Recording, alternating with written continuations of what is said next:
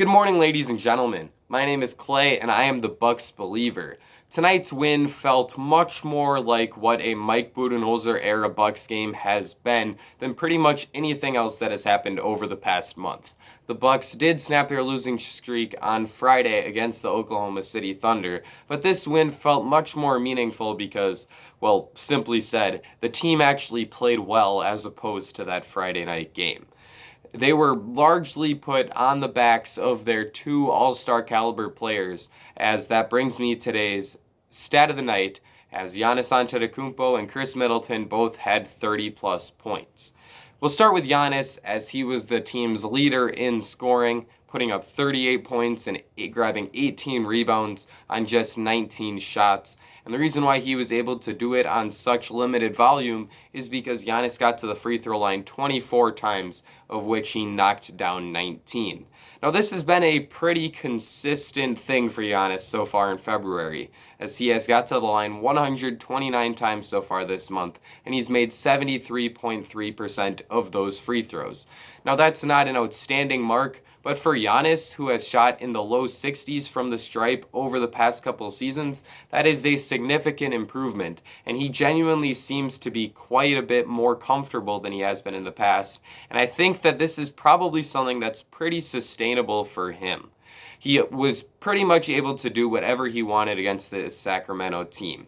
Harrison Barnes is probably the best matchup that they would have for him, and Barnes did not play in this game, so that could have attributed to why Giannis was able to dominate in the way that he did, but he still did an excellent job of attacking the mismatches that he was able to get. Whether it was Marvin Bagley or Rashawn Holmes guarding him, or any other of the assorted Kings forwards. I think Jabari Parker spent a pretty solid amount of time on Giannis. Antetokounmpo was really able to take advantage of it, and he pretty much was able to do whatever he wanted. The Kings started playing physical with him, and Giannis powered straight through the contact and got to the free throw line. So this was a really solid game for Giannis, and I really liked what I saw from him. He did have 6 turnovers, but this was a good game for the Bucks, so I'm going to focus on the positives a little bit, as I have had to harp on the negatives quite a bit over the past couple weeks. Chris Middleton also had a really outstanding effort, and I think that this was great timing because the coaches are voting on their All-Star reserve ballots, and those are due tomorrow. So hopefully this game can push Chris over the top on a lot of those coaches' voting ballots. Chris in this game had 32 points and grabbed 8 rebounds. He shot 13 for 22 from the field and looked very, very comfortable out there as a scorer. Middleton is one of the more rhythmic players in the NBA, as when he's able to get it going, it seems to snowball, and he turns that into a beautiful scoring performance like he did tonight.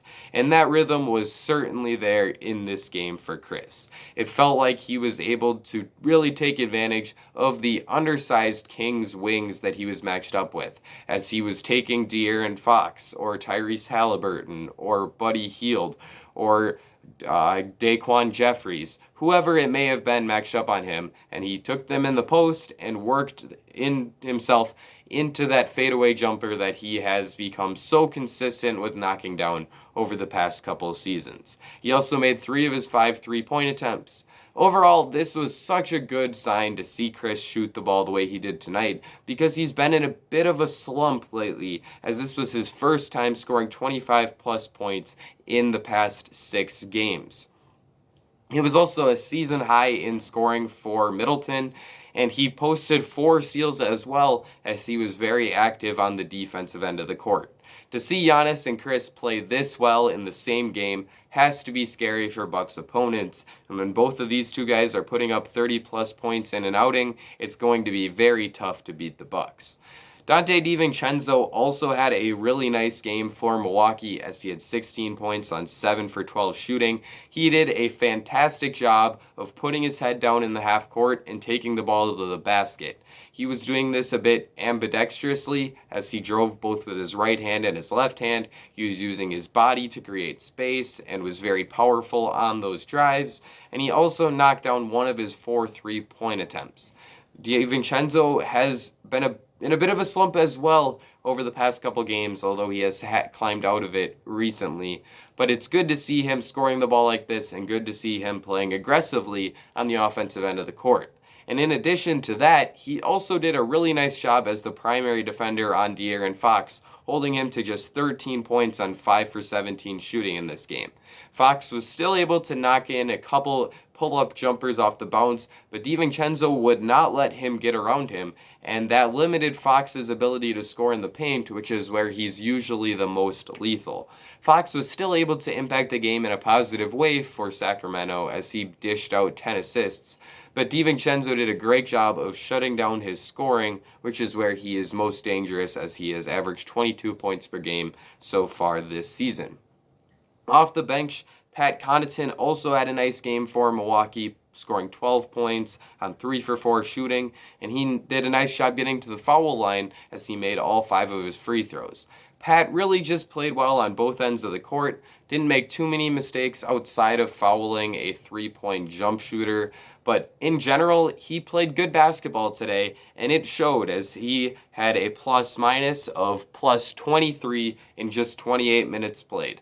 That's outstanding for Pat, and he was the only Bucks bench player to post a positive plus-minus. So a nice game from him, and I'm excited to see if he can continue his hot shooting that he has had to start the season, because if he can, it makes him a very important player for the Bucks come playoff time. Thanasis Antetokounmpo continued to get a larger role in this game as he continued to play the minutes at the backup 4 whenever his brother is out of the game, and Thanasis certainly made good on that today by making a fantastic hustle play in which there was a jump ball, and the Kings won the jump ball, but Thanasis came out of nowhere to rip the ball away and took the ball full court for a massive slam in transition. And he's just so fun to watch play. He pumps his fists all the time. He's always giving 100% effort. And Thanasis is someone who can really help the Bucks out with that kind of energy. I'm not sure he's a player who can give you minutes in the playoffs because he can't shoot the ball whatsoever. But in this type of February regular season game where you might need an injection of energy, Thanasis can certainly bring that for you, and he helped the Bucks out quite a bit in that way. Before I wrap things up here, I do want to touch on a couple of the young Kings players who I was impressed with in this game. The first of these being Tyrese Haliburton, the number 12 overall pick in the 2020 NBA draft, who I am proud to mention grew up in Oshkosh, Wisconsin, which is just a little bit over an hour, I believe, from where I live here in Manitowoc County. So to see Tyrese perform in the way that he did was wildly impressive, and he's had an excellent rookie season and is one of the top 2 front runners for Rookie of the Year, probably right behind LaMelo Ball. In this game, Tyrese had 23 points and 8 assists on 10 for 16 shooting and 3 for 6 from the three-point line. He looked very comfortable getting to his spot in the mid-range and did a really nice job of rising up and knocking down those looks. He also made a few nice plays defensively, although he was taken advantage of in post-up situations by Chris Middleton. But overall, as a team defender, he clearly knows what he's doing, and he's done an outstanding job of stepping into his role right away as a 6th man of the year candidate, probably, or maybe like a very close guy in the running for second place, as Jordan Clarkson has probably run away with that award. But Haliburton's been great to start off this year, and tonight was no different. I also was impressed with what I saw from Daquan Jeffries, who was a guy who I hadn't seen much of because he hasn't really cemented himself as a true rotation fixture for Sacramento.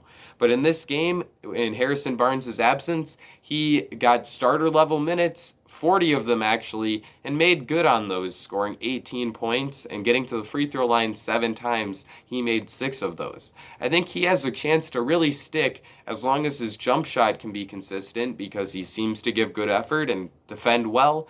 And I like him as a player. I think he's got a chance to be a solid wing. It really just comes down to the jumper. Overall, great win for the Bucks. The Kings struggled to really get anything going too much in this game, but The Bucks did a great job of exploiting their defensive weaknesses, and this ended up being one of the better wins that the Bucks have had in recent memory. Let me know what your thoughts were on this game in the comment section down below. Leave a like, and if you enjoy all things Bucks, this is the place for you, so go ahead and subscribe. That's going to be it for me, Bucks fans. I will see you all again very soon.